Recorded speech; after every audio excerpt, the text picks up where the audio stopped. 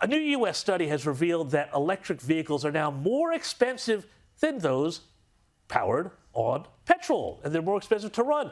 Shock horror, a rise in electricity prices in the U.S. and a drop in petrol price. There's the reason for the shift. But Caleb, are you surprised about this?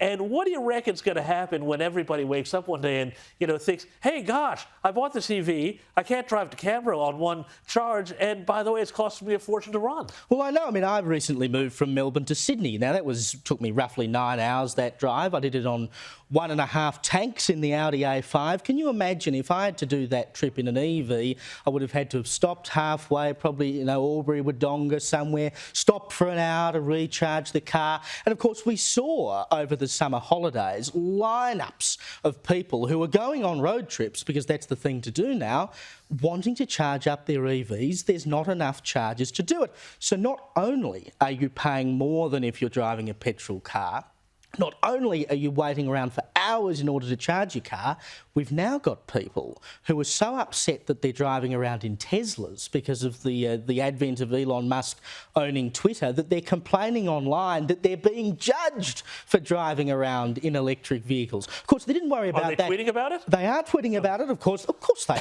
are, James. They weren't worrying about that when they bought the EV so they could be judged kindly for driving an EV. But now that it's attached to Elon Musk, we don't like it. It's just so delicious to know all these people who thought they were doing the most virtuous thing are getting rooted at every turn. And Parnell, I mean, how is Chris Bowen going to cope if this happens here? Because we know that all of these trends, energy and everything else, they make their way across Pacific eventually. Of course, and it will happen here as well. And we've got much longer distances between many of our cities as well, which means that we'll have big problems, much more than Europe will, or even some places in the States will.